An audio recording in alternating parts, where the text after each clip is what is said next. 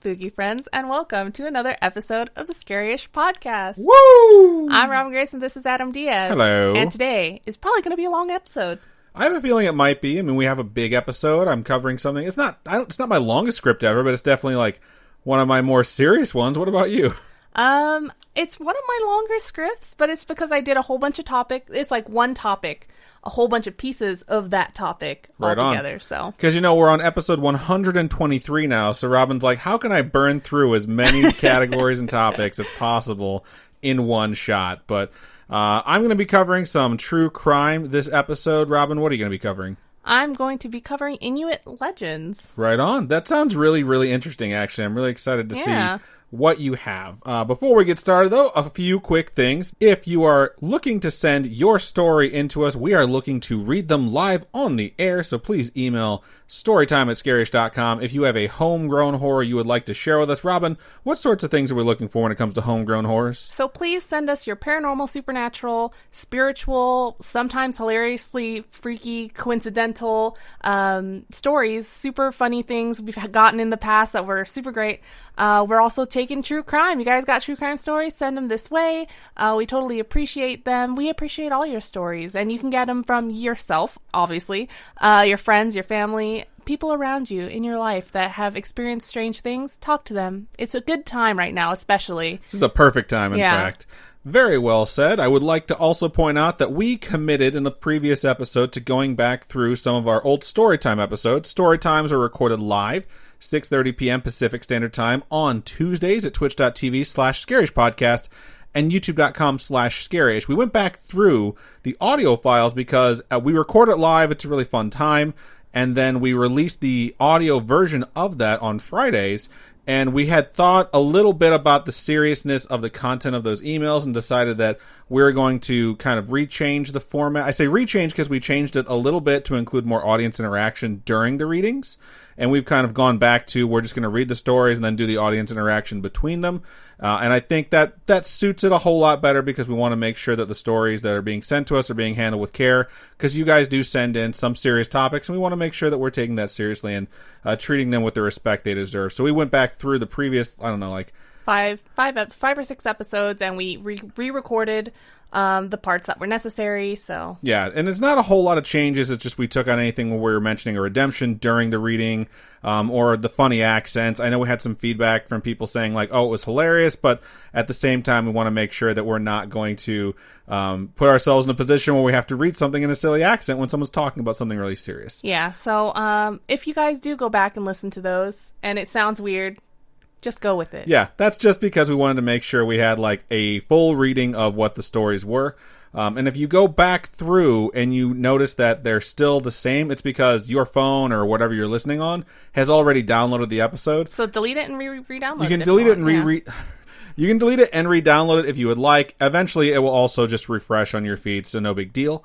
The other thing I wanted to mention before we get into this episode is anyone who ever checks out the album art, so like the logo that we have that pops up on the screen, may have noticed Friday, and if you do, you get 100 cool points.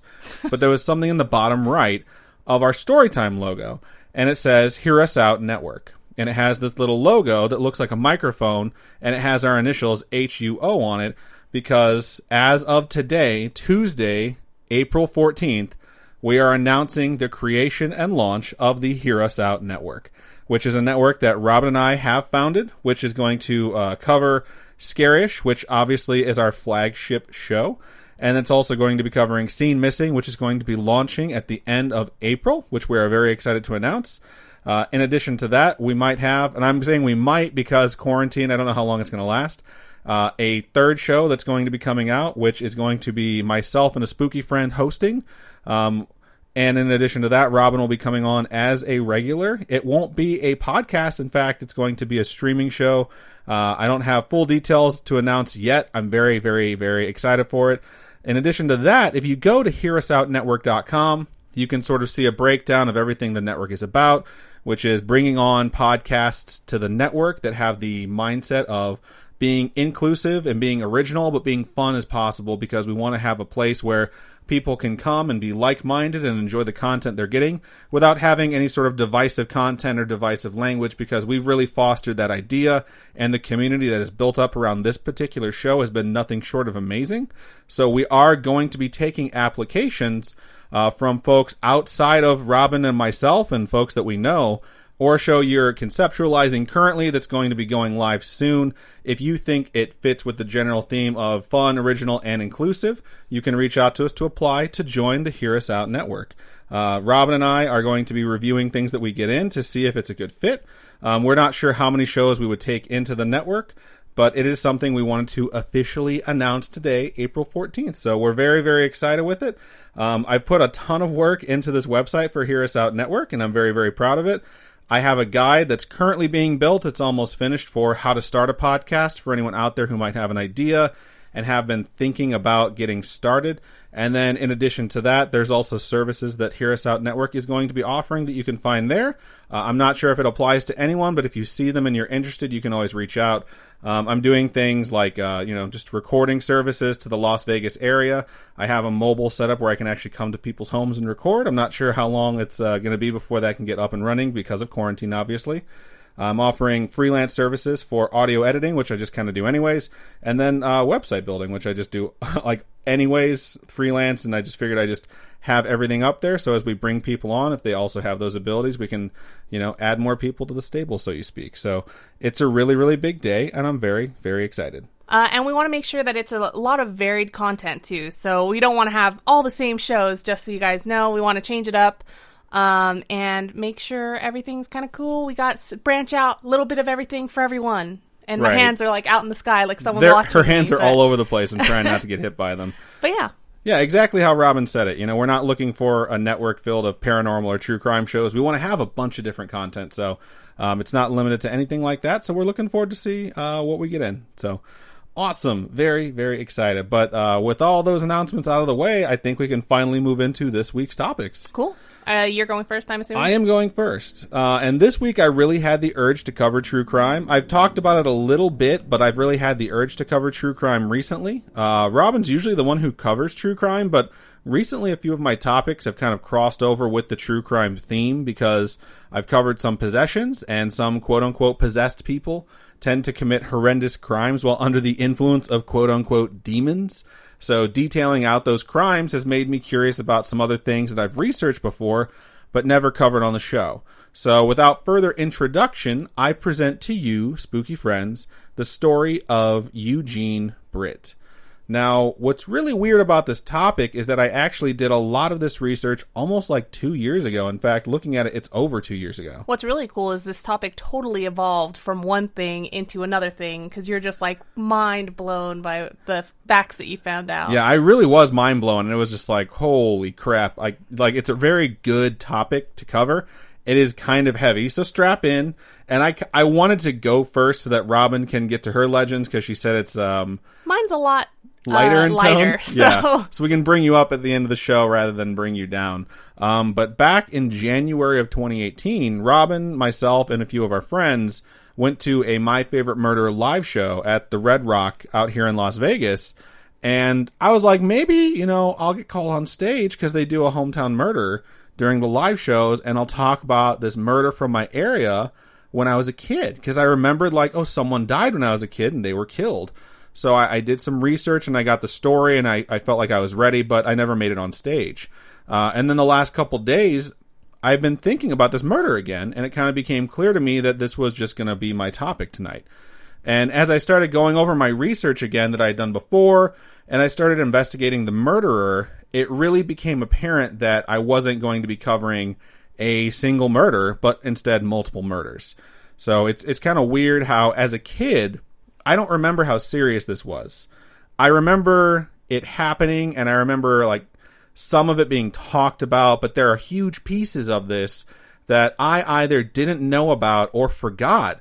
But we're going to get to those. So nice. Let me start by telling you what I remember when I was a kid. So it was 1995 when this happened. So a long time ago, 25 years ago. How old are you? I was 10 years old. When this happened, I was 10 years old. I'm 10 and 2 months, if I'm calculating this exactly right. So I remember that it happened right around the end of summer vacation. That's what I really remember about it, is going back to school. A bunch of the kids were talking about it. I think I was in 5th grade, 4th or 5th grade. I think 10 is 5th grade. Let me check this. Okay, I was 7 when I was in 2nd grade. Wow. So 8, 9, 10. Yeah, I was in 5th grade, which was a fun year for me. But I remember that this little girl named Sarah Paulson from the town of Portage, Indiana, was killed. And now for some context on myself, when I was 7 years old, and the reason I just counted from 7, which is hilarious because I always do this, when I was 7, I switched towns and switched schools. Oh, is that why you know? So I'm always like, I was 7 in 2nd grade because 2nd grade was my first year in Valpo. That's honestly how I remember how old I was in like 4th and 5th grade. Yeah. I moved in 4th grade, and I was like, I remember how old I was when I moved to that new house and what grade. It's really interesting how with some things, you connect and whatever. Yeah, absolutely. So I was 7 when we moved from Portage, Indiana to Valparaiso, Indiana. I call it Valpo for short, just like everyone. And that's like a 15-mile move. But the vast majority of my mom's family lived, and to this day still do live in, Portage, Indiana. So Portage, Indiana has always been like hometown to me. Like how Robin is from Texas and Hawaii. It's like I'm from 2 towns, basically, that are 15 miles apart. I'm from Valpo/Portage. So being a 10-year-old at the time, and I heard, an 8-year-old had been killed, it was a different feeling than it is as an adult. You hear that as an adult, and you're just sick because you hear that a child's been killed, you know? And it carries this weight because you have this maturity to you, and, you have friends, or you might have kids of your own, and it's horrible. But as a child, it was like, oh, I heard someone died, Yeah. And at 10, I hadn't really grasped what that meant yet. I sincerely hadn't yet. I mean, I remember 9/11, and I was just like, I don't really know what's going on, because you're so young, and you're just a child, and you're like, everyone's like upset. I don't get it, And I totally get that. Yeah, and I think this was one of the first things that I still can go back to and think, like, I remember something happening that was traumatic for the community, for people that didn't even know this person. And being a 10-year-old, I was like, is there something wrong with me because I'm not as affected as other folks? But it's just because I was 10. I didn't have that sort of empathy yet and understood. I didn't really understand what was going on. And in addition to that, a lot of the details were kind of left out. I didn't really grasp what it meant when people were saying that this little girl had been murdered. And I knew that people were super upset. I knew that it was a really sad story. And I had started to hear about it a little bit, and this is kind of where my research started to fill in the details of what I didn't really remember or I didn't really grasp at the time. So Sarah Paulson's mom at the time that this happened was at work, and her dad was also out of town for work. What? 2 of the things that are really big where I'm from are the oil refinery. There's an oil refinery for BP, and there's steel mills. There's a lot of steel mills right on the shores of Lake Michigan, and her parents worked for the steel mills. So it's not uncommon for a family to be employed by the same employer. And, it's just something that happened. I was a latchkey kid growing up. I remember going home, unlocking the door, going inside, locking it behind me. I didn't really have a babysitter. I had an older brother who was 3 years older than me. So when I was 7 and he was 10, he was like my babysitter. You know what I mean? Mm-hmm. So the older I got, that kind of stayed the same. And Sarah was also very similar. She had 2 older brothers, in fact. And when her parents were at work on this day, her 2 older brothers were watching her. One of them was 13, so 5 years older, and the other was 10. So the same gap between, she was 8, so around the same gap as my brother and me. And she had gone out to the yard to play sometime between 11 and 11:30 a.m. And she loved to go outside to play. Her mom said she was a tomboy. She loved to mix it up with her brothers and other boys in the neighborhood, and she kept pace with them and gave them a run for their money at everything they did. And her going outside to play was not abnormal. She grabbed her bike and she headed 200 yards away from her house. Oh, wow. She was looking for frogs. Aww. So at 12:18 p.m., the police received a call from one of their neighbors. So this is just at the most an hour and 18 minutes later. And the neighbor had stated that she looked out her back window and saw her dog in her backyard barking and upset. And not in the way dogs get when they hear something that they're familiar with but shouldn't be there, you know what I mean? Like they growl or something. Yeah. Like when someone knocks at our door, right, or our dog hears a skateboarder go by, she growls, but nothing too vicious. But at this point, this dog was acting off. So the neighbor knew something was wrong. She went outside and looked into the wooded area behind her yard to see what was going on. and she saw Sarah Paulson lying face down.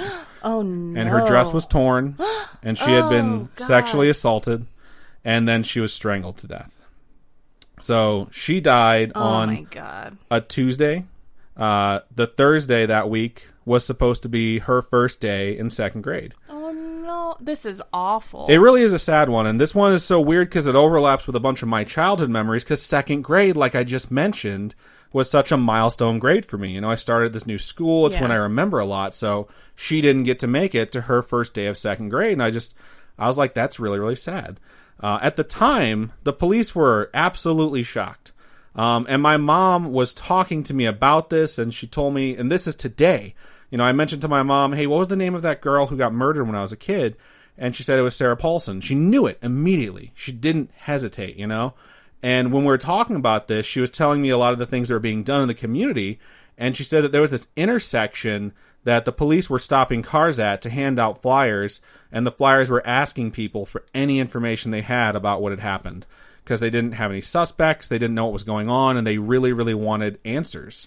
And I gotta say, it was really weird, because I remember this from my childhood, but that detail I obviously didn't remember.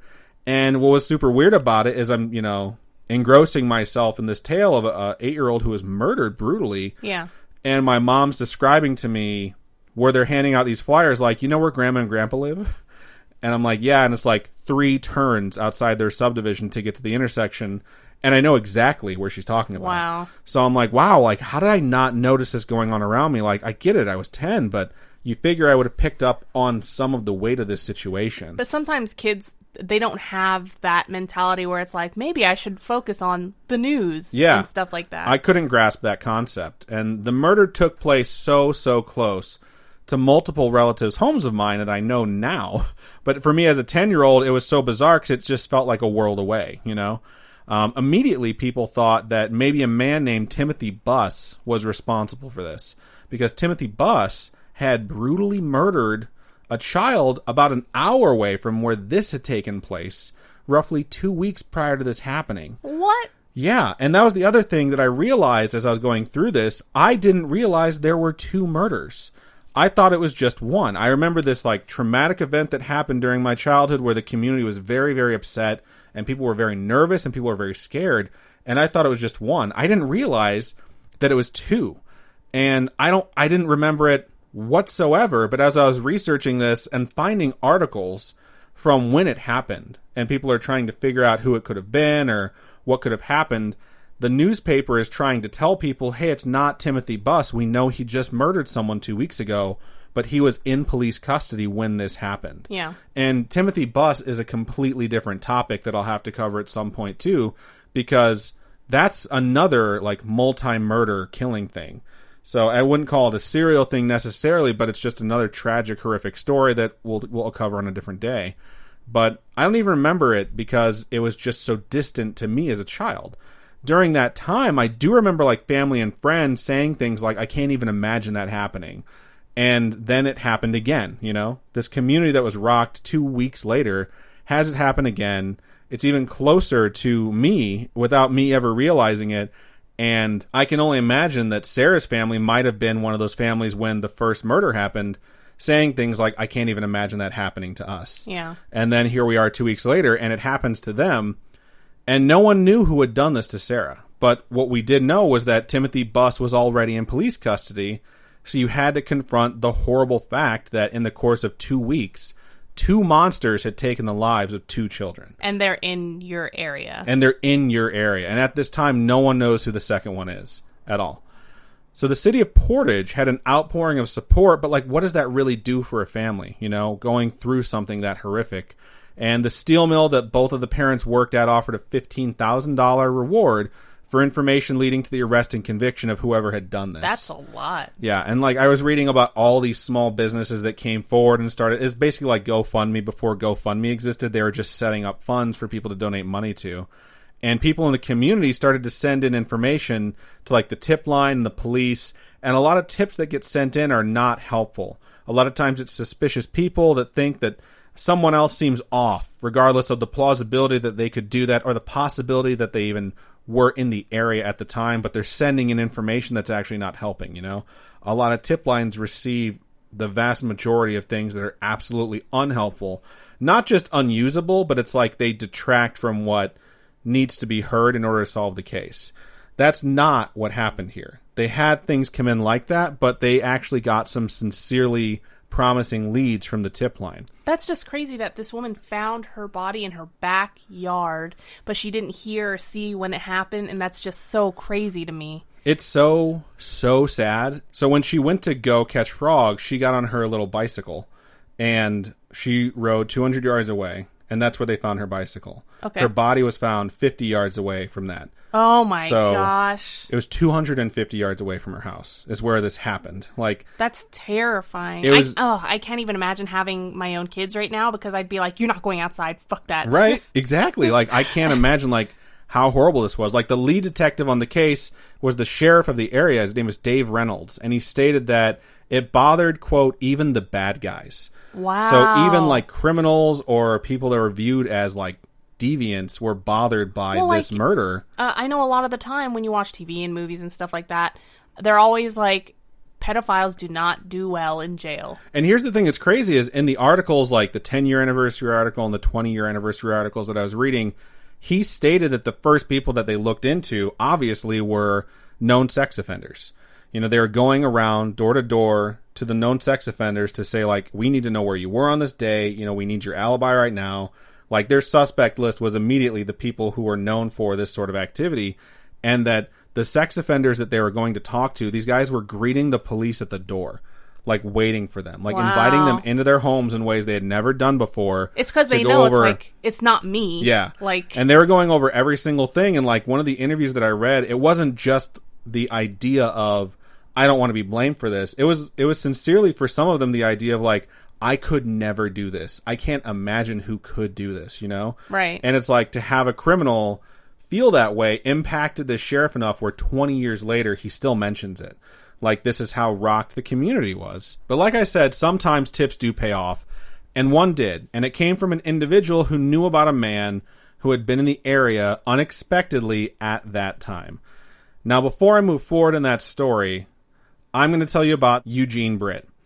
Now, Eugene was born on November 4th, 1957. Eugene grew up in Gary, Indiana. When Eugene was 21 years old, he stalked a 17-year-old girl while she was walking home from high school. The high school she attended was Roosevelt High School. More on that Roosevelt High School later, because that rang a bell for me and I didn't quite realize it until near the end of my script. So Eugene finally got up his nerve while following this girl home, and he grabbed her from the road she was walking down and drug her into a secluded spot in the woods, and he repeatedly raped her. Oh my fuck. Afterwards... And how is this guy registered after that happened? Well, the registration for sex offenders didn't exist before 1994. Oh, fuck. I mean, some states required sex offenders to register, but not all states did. Very few states did, in fact. So, wow. 1978, he does this. Once he's done, he took a gold ring off of her finger as a souvenir. Oh, my gosh. But he left her alive. So afterwards, she went to the police. She told them what had happened to her. And they told her, okay, we're going to investigate. And almost immediately, they told this girl that they were going to be unable to identify a suspect. So a 17-year-old girl is told, sorry that happened, but we'll never find out who did it. You know, you're shit out of luck. There's no DNA back then or anything? No DNA evidence, nothing like that. So 2 weeks later, 2 weeks after this happened, this girl is sitting in a car at a gas station. She looks in the window waiting for whoever she's with to be done, and she sees the gas station attendant wearing her fucking ring. So she calls the police and she tells them, I was looking at the guy who raped me. This is where he works. You need to go get him. And guess what? The police went and got him. So they get to the gas station and sure enough, it was Eugene. And he's wearing the ring of this girl who he raped. How messed up is that? That you're like, well, I stole this and now I'm going to fucking wear it because trophy. Yeah, like, and this guy's 21 years old. So he gets convicted of the crime of rape and he's sentenced to 30 years in prison. Does he get like an underage charge because she's not 18? I don't know if he got an underage charge on top of that. I just know that his sentence was 30 years. All right. What I know outside of that is that he served 15 of those years because he was released early for good behavior. So 1978, he goes in. 1993, he comes out. When he gets out, he gets a job at a apartment complex as a janitor. After a year or so, he gets another job at the Hardee's that's just off of the I-80, I-90 toll road. So for those of you who are from the west side of the Mississippi River in the United States of America, Hardee's is what they call Carl's Jr. on the east side of the river. There's a lot of things that get called something different depending on which region you're from, and it's usually the Mississippi River. Kind of like Best Foods. Best Foods and Hellman's. Yeah. Exactly. So Hardee's is where this guy goes and gets a job, which is crazy because I know that Hardee's. I not only have eaten at this Hardee's multiple times, I've eaten there a lot. Has he served you? I hope not. But it's 1994 when he's working at Hardee's, so I don't know. Probably not, but who the fuck knows, you know? Now, what really bothers me is that a regular routine when someone gets out of prison is supposed to help reintegrate them into society and hopefully keep them from falling back into bad habits, you know? Yeah. So Eugene gets this job at Hardee's, and now we're going to start getting into some dates that we recognize. So we're moving forward now to August 22nd. So when I told this originally, it was from my perspective because as a kid I knew it was the end of summer, you know? Mm-hmm. August 22nd, 1995, Eugene is at work at Hardee's, and he isn't really focused. In fact, he's so disruptive at work, his boss tells him to go home early. He cuts him early for quote-unquote horseplay. So he's fucking around at work, and he tells him, like, go home. How old is he at this point? At this point, Eugene was born in 1957. It's 1995. He's like 50. So he's like 50. He's 40. Yeah, he's about to turn 40. Oh, 40. Okay, so got it. He's right around there. He's like 37, 38. So he's older than I am right now. So the boss cuts him, and the boss states that it was around 11 a.m. when he sent him home. Eugene rode a bicycle. So he hopped on, he started to head home, and on his way home, and now this is from Eugene, he saw a little girl on his way. He stopped and he said hello. He asked her what she was doing, and she told him she was looking for frogs. He grabbed her and he took her to the woods, and he claims that he told her not to scream, but she screamed and thrashed at him, and she fought and fought and fought. And that's why he killed her. She was 8 years old, and she was fighting off a 6'1", 240-pound monster. And then you know what else happens. The manager of the Hardee's was the one who had reached out and provided the tip, stating, like, he had a person on his staff who was a convicted felon, and he had been sent home. He was in the area at the time. The police followed up on it and started to investigate Eugene Britt, and about a month later, Eugene was living in a shelter called Refugee House in Gary, Indiana. It's a shelter for homeless men. He wound up there after being released from the hospital, and at the time when they were investigating him, so this is September, he had a broken leg. So to keep track of him, the police would allegedly contact the shelter and pretend to be social workers interested in seeing how folks were doing to make sure that they knew where he was and kind of like track his daily whereabouts. They reached out to Britt's... That's a lot of work. It is a lot of work. And they reached out to Britt's sister, and they requested his Hardee's uniform be given to them, and she gave it to them. She cooperated, she gave him the uniform, and it was sent to an FBI lab in Washington, where they matched the fibers from it to the fibers found under Sarah Paulson's fingernails. Holy crap. So finally, on November 3rd, they felt confident enough to have gathered enough evidence, and it's around 2.5 months after Sarah Paulson had been murdered, that they arrested him, and they charged him with the rape and murder of Sarah Paulson. And Eugene had been speaking with his pastor during this time between the murder and when he's arrested, and he had recently confessed to his pastor his crimes. Okay, so I'm always wondering about that. Is a pastor allowed to be like, hey, he told me this? I mean, they're not supposed to. And a lot of times what happens if a serious crime is confessed, they encourage the person to turn themselves in. Okay. And that is what this pastor did to Eugene. The police arrest him on November 3rd. And on November 7th, Eugene Britt told the police he wanted to confess to them, but he would not do so without his pastor in the room. So his pastor, the Portage Police, the Gary Police, the FBI, and prosecutors from both Lake and Porter County, Gary's in Lake County, Portage is in Porter County, were all in the room during his confession. Wow. He then confessed to the following. Oh, God. I just see how long this list is, and I'm just... It's horrific. Oh, God, okay. The rape and murder of Maxine Walker. I could not find her age. He said that he killed her and raped her on May 2nd. Her body was not found until December 2nd. What? The rape and murder of 32-year-old Sarah Harrington. Her body was found on May 16th. The rape and murder of 14-year-old Nikita Moore. Her body was found same year? all the same year. Her body was found on June 14th. The rape and murder of 41-year-old Deborah McHenry. Her body was found on July 18th.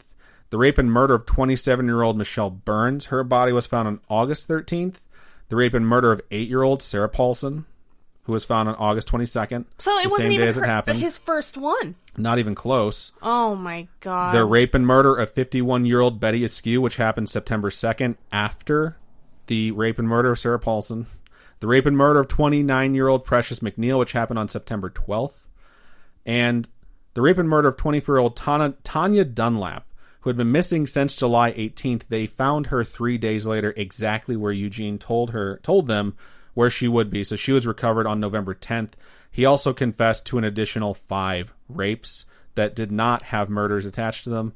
His way of determining whether or not he would kill someone seemed entirely random. Yeah. And this is what really bothered me when I was reading this confession, and it was so upsetting, is that he said that one girl absolutely begged him to let her go, that she wouldn't tell anyone, he could do whatever he wanted to her as long as he let her go, and he still killed her. He said that he killed Sarah Paulson because she fought back. He told her not to, and she fought back, and each time he presented it as, if she wouldn't have begged, I would have let her live. If she wouldn't have fought back, I would have let her live, you know? And no matter what these girls did, he killed them. And it's just so strange that the ages are so 8 all over to 51. Yeah. And it's just bizarre. So, according to the internet, which is never wrong, after he was arrested on November 3rd, he pled not guilty on November 6th. And now here's the thing. When I was reading that, I'm like, I'm going to go ahead and call bullshit on that.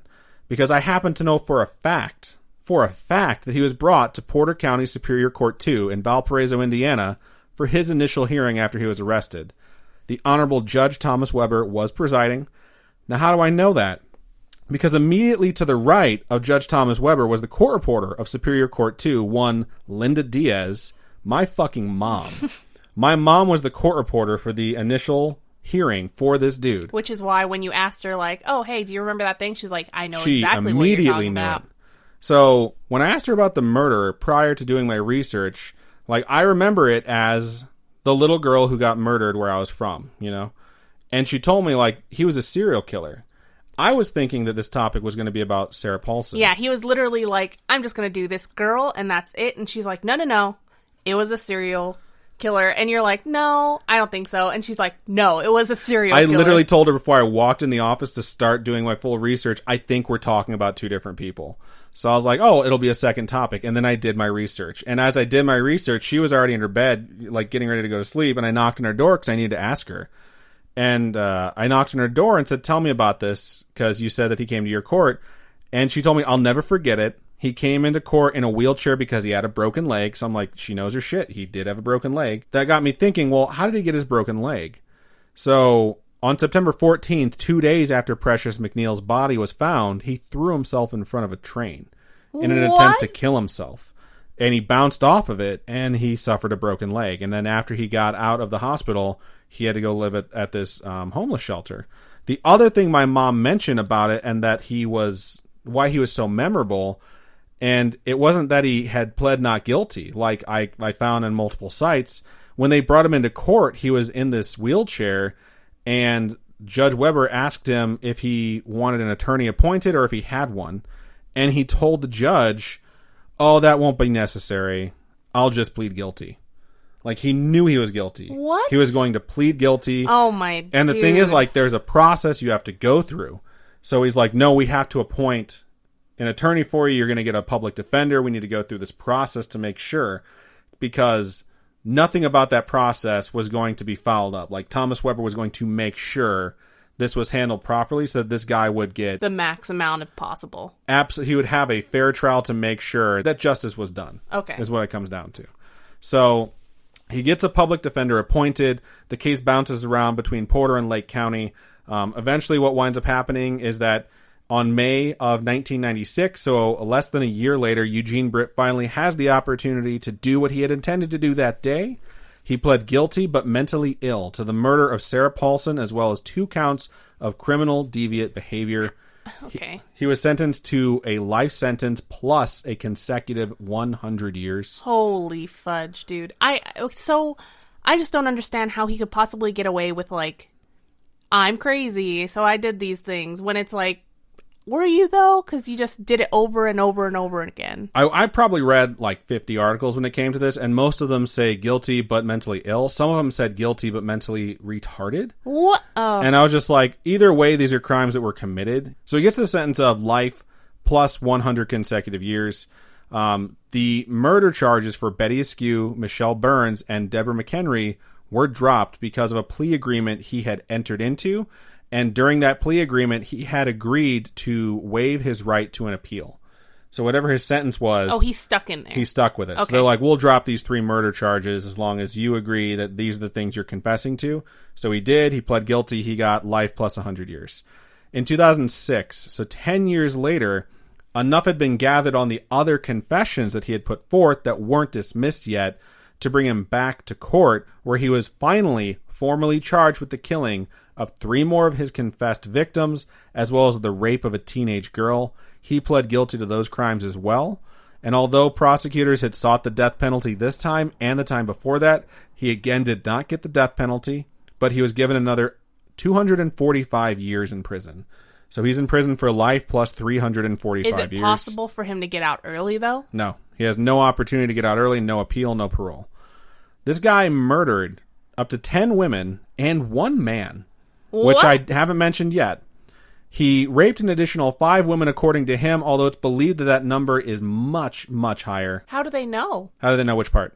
How do they know how many women? Like, what do they think? He admitted to it. He admitted he had murdered and raped them, and he told them where to find them, or they had already recovered their bodies, and he said, yeah, that was me. Do you think, though, that the police were just like, we found these bodies, we have somebody, we'll just put them on the line? Oh, no, he named them in the confession. Oh, He named shit. all of them in the confession. He knew them, he knew where they were, he knew what had happened to them, and that's the other thing, too. They were raped, they were strangled to death, and they were So that's his MO? Yeah, and they were left naked. Ew, okay. So Sarah Paulson wasn't actually left naked. They said that in the eyewitness description that she still had some of her dress on, but they were almost always left naked. So when asked why the murders weren't treated as serial killings back in 1995, the Gary police chief, Joseph Slay, stated, we didn't really know we had a serial killer, because a lot of these murders happened prior to Sarah Paulson being killed. Isn't that usually how it goes, where people are like, okay, this happened, this happened, this happened. We don't have a serial killer. There's no way. Like, I think that happens a lot. And that's exactly how it played out in this scenario. The authorities stated that the wide age range of the victims led them to believe they weren't part of a serial killer spree. But to me, I just don't understand it. Like, I know that profiling serial killers wasn't as well known back in 1995, but the FBI had been doing it since 1978. And this guy was raping his victims, dragging them into secluded areas, strangling them, and then in most cases, he would strip them of their clothes. So this seems like a pattern regardless of the age, you know? And they're all women. They're all in the same region. And in fact, the confession I read, he talked about the man he murdered. On his way home on his bike one day from work, he had been robbed on his way by 2 guys who let him go afterwards. And later on... Did he go back and kill him? He noticed one of these dudes while he was riding on his bike, and he was by himself. So he waited until this guy was somewhere relatively unseen and attacked him. And these 2 fist fought, but Eugene claims that he knows how to hit people better than most, and even though this guy was bigger, he was able to hit him on the chin and knock him out. And he then dragged him into the woods, but he just stood there and stared at him. And during that time, this guy came to, and he started to get up and punch at Eugene again, and at that point, Eugene strangled him to death. Now, afterwards, after he strangled this guy, he stripped him naked. And when they asked him why... This is one of the creepiest things I've ever read. He told them, the thing always told me to leave them naked. The thing? That's what he said. The thing always told him to leave them naked. He also said he knew... That's terrifying. Yeah, he also said he knew that wild animals or the weather would eventually eat up the bodies. So he wanted to leave them exposed to the wilderness to hopefully cover his tracks. And here's the craziest fucking thing about that. The guy he killed, they never found him. Shut up. They never identified a corpse that was consistent with what had happened or the person that was missing that fit the timeline of this guy that Eugene said he killed. Is it possible that he never actually killed this guy and it was something he's been incarcerated and he's just making stuff up this is now? part of his confession. Like, his confession when the pastor and all the authorities were there, this was part of it. He said, like, I also killed one guy, but it was under different circumstances. It was more of a revenge thing than, like, a crime of passion. And what they realized that his MO was, if he saw an opportunity where someone was alone or in a situation where they wouldn't be seen and he likely wouldn't be caught, he would be triggered by it, and that's what would, like, spur it. Is it possible for that guy that he maybe didn't kill him completely and he strangled him, knocked the guy out, and then stripped the dude? The dude woke up naked and he's like, I'm not going to the police and telling them I robbed someone and he beat the shit out of me. You know what I mean? Yeah, it might be. But, like, this was a murder that he confessed to that they said still remains unsolved, where they're like, we just never found anyone. So I'm just so shocked that when I was a kid, I didn't realize how big this was, you know? Yeah. And as I'm going through this, I'm like, yeah, I was 10 when it all popped off, but, like, Sarah Paulson getting murdered was so impactful to so many people. And here's the thing that bothers me as a 34-year-old man. Like, Sarah Paulson wasn't the only victim that was killed here. And there were so many more people that were killed by this guy. And I've never heard about them until my mom said, oh, he was a serial. And all of them were from Gary, Indiana, except for Sarah Paulson. Wow. And the folks from Gary, Indiana had this monster over the course of like 3 months. Just decimating their township? Or... Yeah. Murdered and raped brutally 9 women. And nothing had been done about it yet. They were investigating him. They say that he was on their suspect list, you know? Yeah. But nothing had been done. And I can't imagine what it's like growing up in a place like that, you know? Where it's like, the one murder I thought happened, and I still remember 25 years later rocking this community, is like so impactful. But it was one of 10. And there was a town 35 minutes away from me that had 9. And it's like I've never heard about it before, you know? And I can't imagine living in a place where like 10 people can be brutally murdered in the course of 3 months. And it really makes me realize how privileged I was growing up in the place I did. Like, I grew up somewhere where an 8-year-old getting murdered rocked the whole community, and I remember it almost 3 decades later, you know? I didn't grow up in a place where it was just a fact of life. People die. You might get murdered, you might get raped. That might happen to you. But Gary, it happens all the time. And that's the reality of what it's like to live in Gary, Indiana. And I was like, holy shit, like, that's so close. And I'm really reflecting on that. Because as some of you who have listened to the show understand, Gary, Indiana is where my dad grew up. So it's like, I don't know. I've never talked to my dad about this particular thing from my childhood, but it's like, that's what he dealt with. And like, and this is so crazy because it hit me like, I remember Roosevelt High School right now. So I wrote, this is like my last 4 bullet points. In episode 47, I covered what I called the haunting on Carolina Street, which is about the haunted house that my dad grew up in, which was in Gary, Indiana. And that 17-year-old girl where this supposedly all started, where he had raped her in 1978, the one that was walking home from Roosevelt High School, when I sort of realized, like, why does that sound so familiar? I know that place. My dad has talked about it. I looked it up. It's literally 3,000 feet from my dad's house. Wow. From where my dad grew up. That's crazy. It's like 6 blocks away. That's where that high school is. Did your dad go to school there? Yeah, he did. He went to like multiple schools in Gary. And like, I remember him talking about it and it just hit me as like, that's where my dad went to school. My dad was born in 1955. My dad's 2 years older than this guy. He was less than 3,000 feet away from like where this guy was like victimizing people, you know? And it just made me realize like how lucky I am that my parents worked their asses off so I could grow up somewhere where a horrific crime could actually shock me and feel like a horrific crime and not just another day, because that is some people's reality. Yeah. You know, it's just so disheartening to hear that. And it just made me realize, like, holy shit, that was my dad's reality for a really, really long time. So it is a sad topic. And I just wanted to, like, go through the whole thing, because as I started it out and I thought it was about one person, I realized, no, it's about 10 people. More. Yeah. And it was just, this is sort of the experience that I had unfolding as I learned more about it. So I hope I presented it in a respectful way. I think you definitely did. I think you covered a lot and put a lot of detail into it. And I think that your personal experiences is pretty cool. Right on. And that is the story of Eugene Britt and the 10 people whose lives he took. Thank you. You're welcome. And before we move on into Robin's topic, we're going to do that thing that we always do right now, where we take a quick commercial break.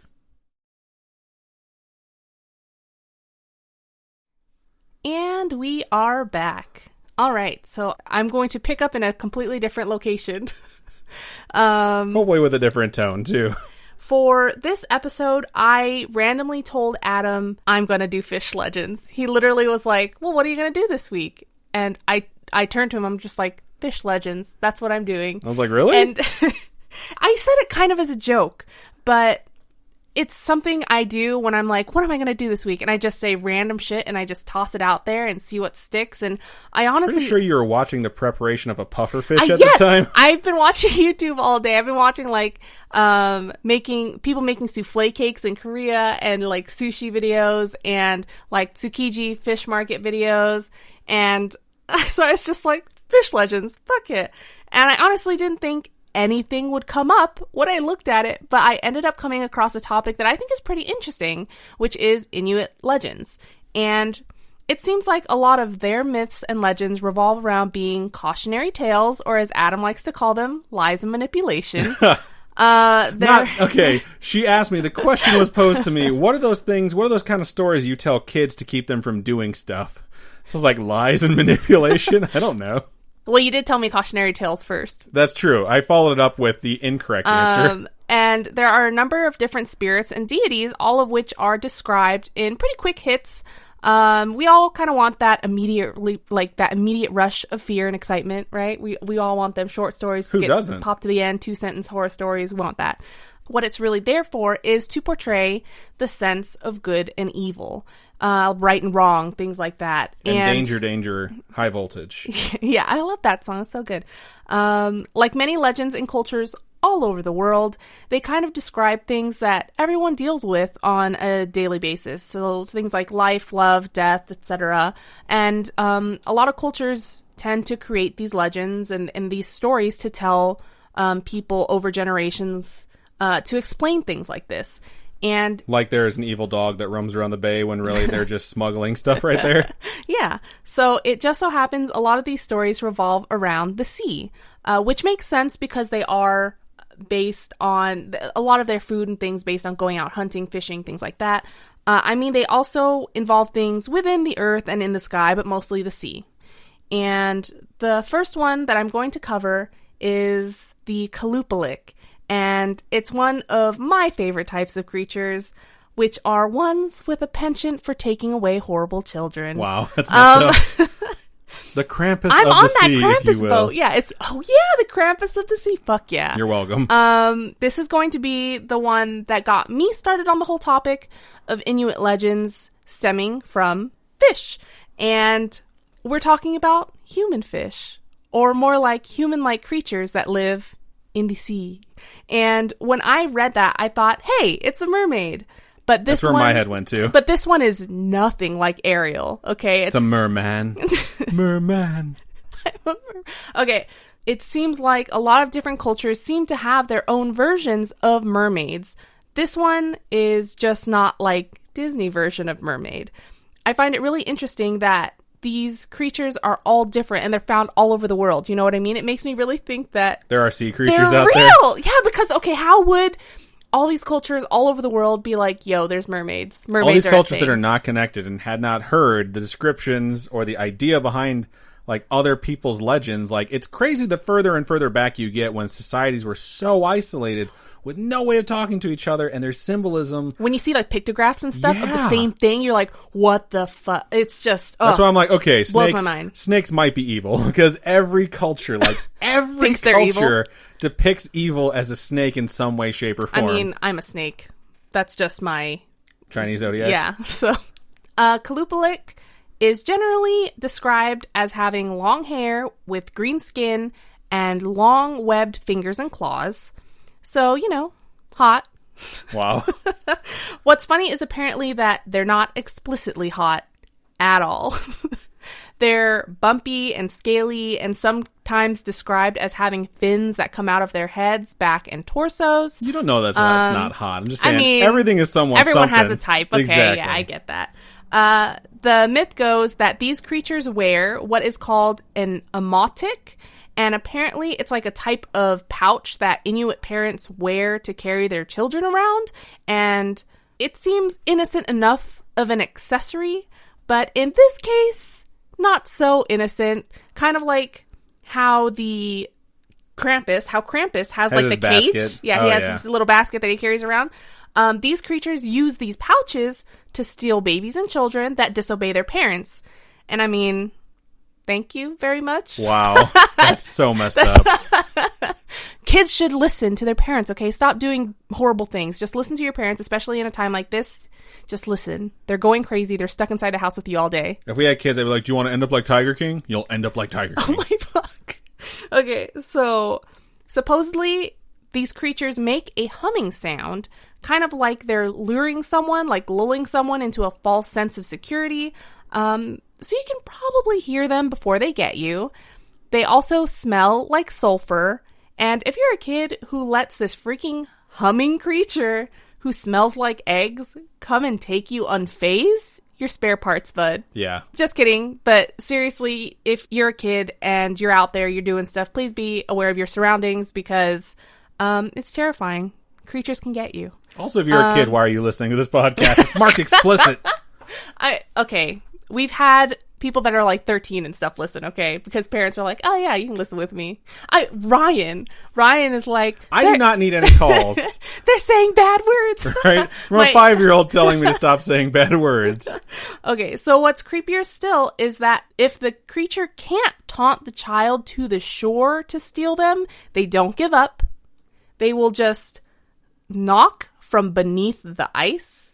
And imagine seeing something like that. Like you look down through the ice and there's just this creature that looks strange and fish-like. And I would poop myself. I would totally poop myself. That would be pretty offensive because it would probably wind up on the ice. Oh, gosh. So they would interpret it as you pooped on them. So glass bottom boat for you, brother. Oh, is that what that's called? Yeah, but it requires saran wrap. Let's not get into it. So what they do is they knock on this ice and they lead the kids away to a weaker part of the ice or a hole in it and grab them, stealing them away. This legend was obviously one made to keep kids from misbehaving and wandering off.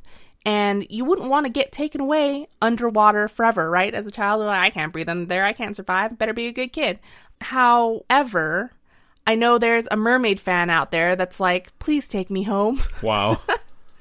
I mean, I know a lot of people that love mermaids, okay? I hear everything's better under the sea, so... Aw, yeah.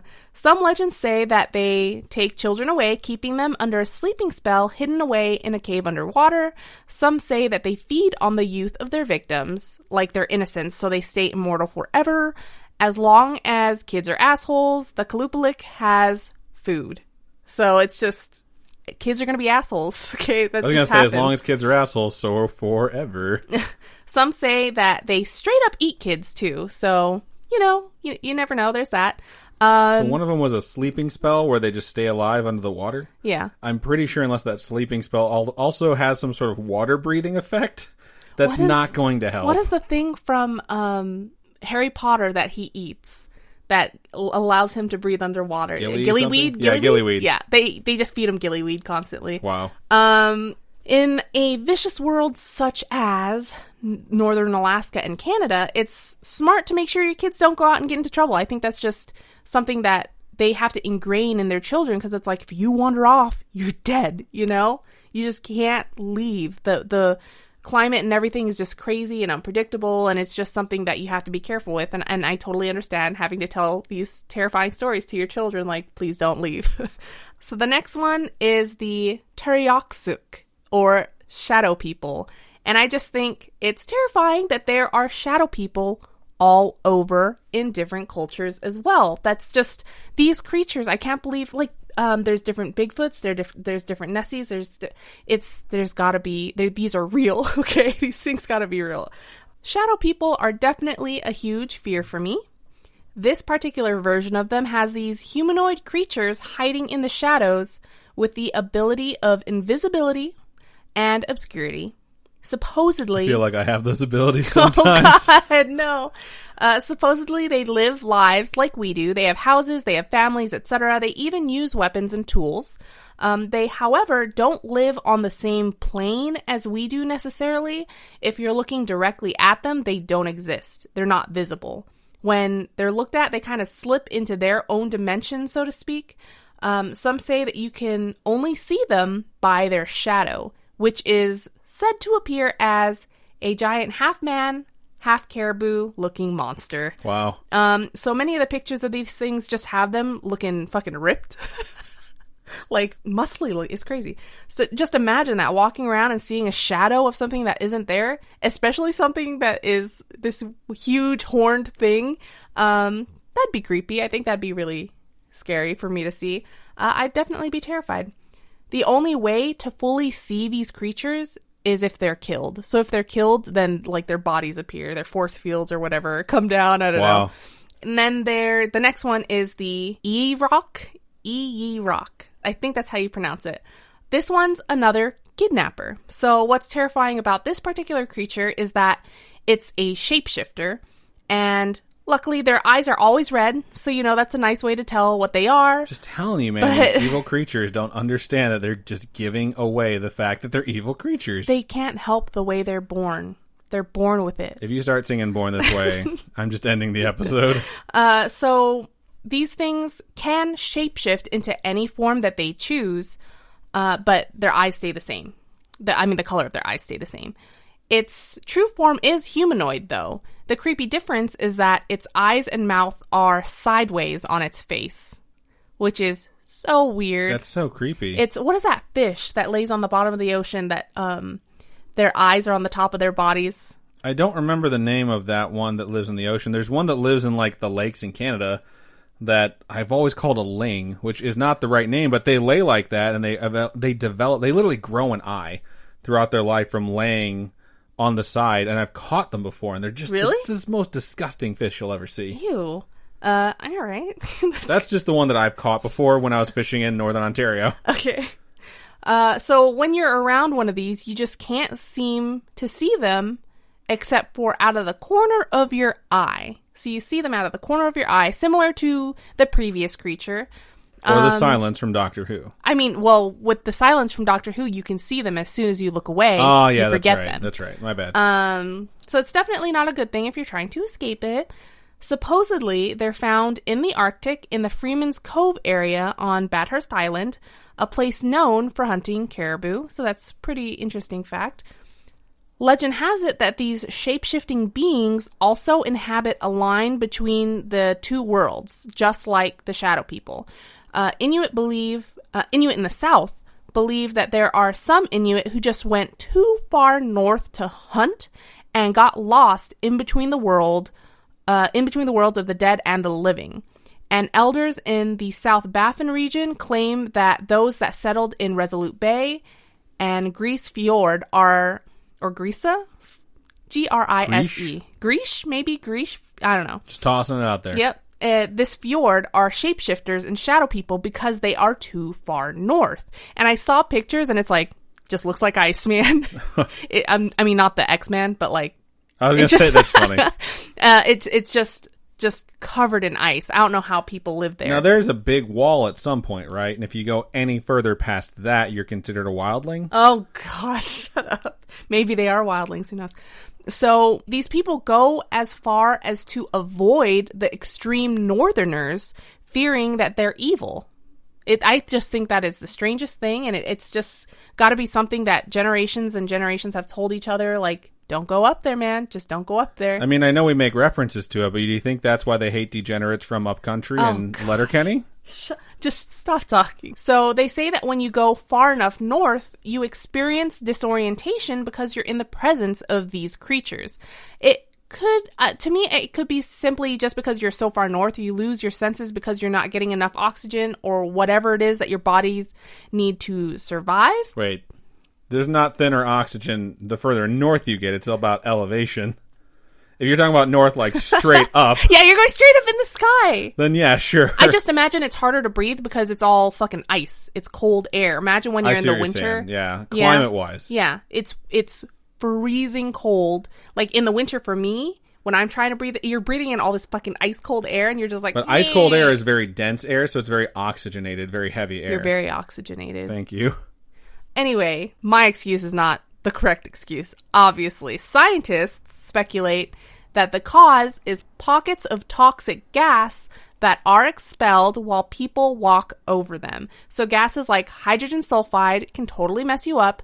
It's a gas that also smells like eggs, which could tie into the first monster, because it smells like eggs. I know that there's those bubbles in ice where, like, you can stab it and then light it on fire. Yeah. And that's pure oxygen. But I know that there's also stuff that mixes up that rises to the surface, like, from bodies of water. So if it's frozen over and you somehow crack the ice, or, like, you crack a layer of the ice and it comes through, I could see that. That's really a cool idea, that you could just start tripping balls because of some invisible fumes. These gases are corrosive, poisonous, and flammable. So, my three who knows? favorite things. These are a few of my favorite things. So maybe these things are real and they give off auras that really fuck you up. I mean, you never know. It could be these gases. It could be these actual things, and the gases are just there to cover up the fact that these things are real.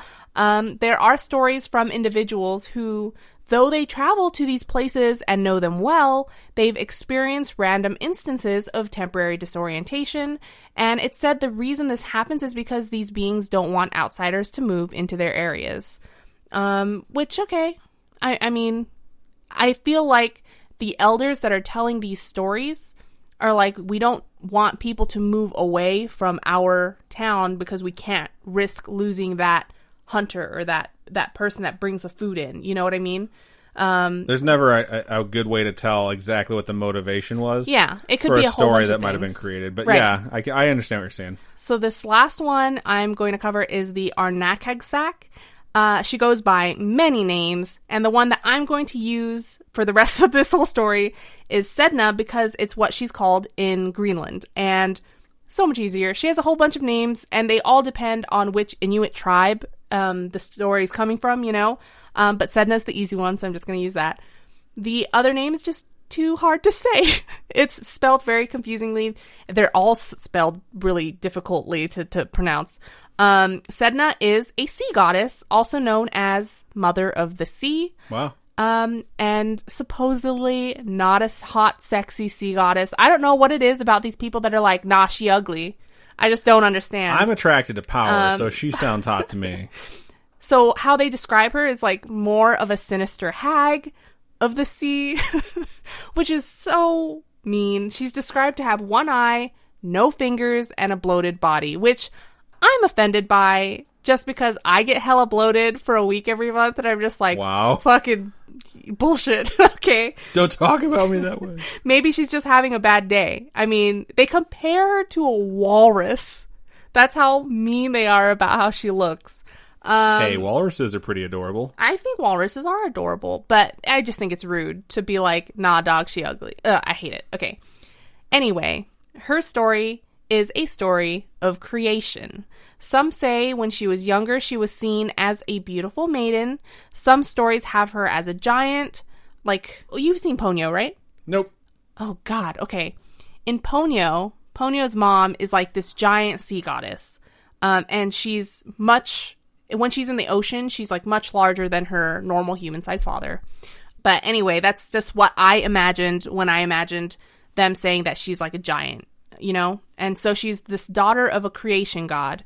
But legend has it that when she was a maiden, she made a vow to stay single and never marry in order to care for her elderly father. She refused any offers of marriage until one day when a charming stranger strolls in, or paddles in because he's in a kayak/boat type thing. And he's just this charming, handsome, seemingly intelligent, and alluringly rich dude. And I just imagine the beginning of Corpse Bride where the guy shows up to marry the corpse bride, I don't, because I've never seen it. What? What? Every time, man. Every time I tell you this, you have the same reaction. It's such a good movie. Never seen that. Never seen Frankenweenie. Never seen Nightmare Before Christmas all the way through. What? I want to leave. Maybe you should just leave. Okay, it's a good movie. Anyway, that's not the story. It doesn't matter. So this story has him offering Sedna a whole boatload of blubber and fish oil and furs to sleep on. And I just said boatload because he came in on a fucking canoe and was like, wasn't yo, even dog, a pun. I got it was this. Just an accurate description of his load. Ew. I wasn't saying it that way. Oh, God. Okay, so that might not sound appealing to an average person these days, but someone who lives in frigid climates, and way back in the day, we didn't have technology, we didn't have any of that stuff. People were like, furs, heck yeah. They would definitely need it. So he lures her onto his boat and gets her to marry him. Unfortunately, it's not the best of marriages. He's all about her, but she's all like, you're not the man I married. And You've changed. Apparently, it turns out he's a creepy bird spirit. What a twist. Some versions say she marries a dog because men are just ew. Wow. Can totally relate. Fuck you. Just kidding. But seriously, this guy would leave her for days at a time, stuck on this lonely and desolate island, while he did whatever he wanted to do. And whenever he returned, he'd be like, here's a couple fish. Bye, bitch. Wow. It's just this poor girl, right? She's miserable. While she's living this life, her father's depressed that his daughter is gone off with this bro, and he decides to pay them a visit in the land of the birds. She moved to the land of the birds. How does she not realize he's a bird spirit? When I read this, I was just like, something's wrong with this story. I don't know. Maybe it's because so many sources come together and it just doesn't make, you know what I mean? Maybe. There could have been a writer's strike at one point and they kind of lost the plot, like Heroes Season 2. So her father shows up. She's stressed out. She hates this bird bro. Her husband comes home and finds that she's Audi 5000. She's like, I'm out of here. Fuck you. So he hops into his kayak/canoe and gives chase. And this is before the era of the Fast and the Furious. So he's just like... So he doesn't have that NOS button to hit. I'm sure he paddled like a beast. Get it? Because he's a bird. I got you. Why didn't he just flap his wings and fly after them? I don't know. He's supposedly a fulmer, which is a dangerous bird spirit. So he's just fucking pissed. He catches up to Sedna, who's trying to hide under some furs. But he's a spirit. He's like a really powerful spirit. And his anger just turns the skies black and the oceans turn dangerous. And Sedna's asshole dad, fearing for his life, chucks her overboard. Wow. And this boat's just rocking in the water. It's unstable. I totally get it. But, like, damn, dude. How can you just be like, I know I tried to save you, but fuck you right now. He just, like, looks around the boat like, what can I throw off? And then he just, like, settles on her like, eh? So she hangs onto the side of the boat, trying to climb back up. But guess what her dad does? Just guess. Does he chop her fingers off? He fucking chops her fingers off. He's a dickhead, okay? Oh my gosh. When I read that, I was like, you paddled all the way out there. You went to go pick her up. And then on your way back, you're like, nah, dog. You can enter the ocean on your own. I'm outie. Oh, you're on my boat? Fuck you. Chops off her fingers. I was so mind blown when I read this story. And then he just lets her sink to the bottom of the ocean. And as soon as that happens, the bird spirit flies off. He's like, wife's dead. I'm out. World's calmed. Everything's back to normal. And I just hope her dad felt bad about what he did. You can only hope that, but who knows? He was kind of a dickhead. I feel like he only went out there to yell at her. Then he decided he was going to bring her home, and as soon as things turned sour, he's like, this was a mistake. I didn't want a daughter by. In alternate tales, she was given over to a hunter by her father. She was given a sleeping potion and handed over in return for some fish. And this hunter takes her to a large nest on a cliff. Surprise! Fucking bird spirit. Wow. Same stuff happens, but instead of getting her fingers cut off, they freeze and fall off while she's hanging off the side of the boat. They freeze, and then he's smacking her hands with like a paddle, and they crack off. And then she sinks to the bottom of the ocean and grows a fishtail. So, her dad is still an asshole. Most of the versions have her dad be an asshat who leaves her in the ocean. Legend has it that Sedna's severed fingers became the first sea creatures, or like creatures like walruses, seals, whales, etc. And she herself floated to the bottom of the sea where she resided. She supposedly rules the Arctic Ocean and all its creatures, and those that hunt creatures, apparently, too. So, if you don't pray to her before you go hunting, you can forget about ever catching anything. If you do pray to her, you can look forward to a nice old meal. She'll send a walrus your way or a seal, like she sends them to sacrifice themselves to the hunters, kind of thing. Wow. That's pretty generous considering how fucked over she got.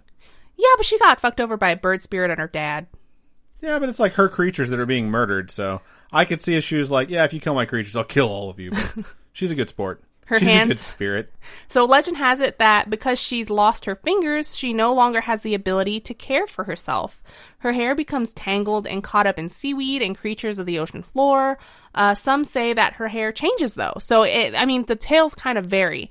So she's in a good mood when her hair is combed, and she's a raging goddess when it's tangled. And I know I'm pissed when my hair is a fucking mess, but I'm lazy. It's quarantine. I blame the isolation, okay? Wow. I guess I'll have to chop off your fingers then. It's funny because just earlier tonight I'm like, hey, I'm going to cut my bangs. And he's like, I will leave you. I told her, if you cut your bangs, you'll do it wrong. You'll have a meltdown, and I don't want to deal with that. So if I were to leave her, dump her at the bottom, tomorrow or today. So for today, for the live show, if there's, oh yeah, that'd be so fucking funny. I don't. To be clear here, I don't care if she cuts her bangs. I'm not like, I don't like bangs, or it's not like you can't do what you want with your hair. It's no. I don't want you to inflict upon yourself an epic meltdown of legendary proportions because you're bored. Your hair looks fine. I am so bored. I am so bored. Well, it clearly translated into a really good topic, so good job. Yeah, it was really fun. I really enjoyed tonight's episode. I know your stories were like, intense. Oh shit, dude, yeah. I had fun doing mine. I had coffee before I did my research, so I'm like jacked, and it's 3 a.m. Indeed, it is. But we have come to the end of the episode, so before we let you go, quick reminder, if you have a homegrown horror that you would like to share with us, please email storytime@scaryish.com, or you can go to our website, scaryish.com, also known as the new scaryish.com. Click on Contact Us, fill out that form, and send it to us. You can also hit us up on any of our social medias.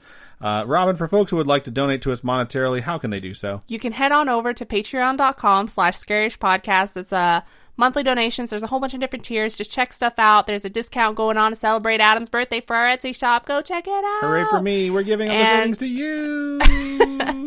And we also have a coffee, ko-fi.com/scaryish-podcast. Those donations go to helping us upgrade our studio setup. We've definitely upgraded over time, and it's all thanks to your donations. We couldn't do it without you, and we really thank everybody who supports us and makes an effort, especially in these hard times. Absolutely. And for those of you who are content creators and who are interested in joining the Hear Us Out Network, head over to hearusoutnetwork.com and see what's on there. Anyone who's interested in starting a podcast, regardless if you want to join the network, I am working on a very extensive how to start a podcast guide. I have poured all of the knowledge for how I have overcome a lot of the obstacles that keep people from getting started into this guide. So check that out. It's almost done, and it'll be developing probably as this episode launches. So very, very excited to officially announce that. So it's been a really fun day. It's been a really up and down episode. I think it was good content, but it's also been, kind of an emotional roller coaster. We hope you enjoyed it. I think that's just about everything we have for episode 123. So Robin, go ahead and sign us out. Keep on creeping on, and we'll talk to you guys later. Bye-bye.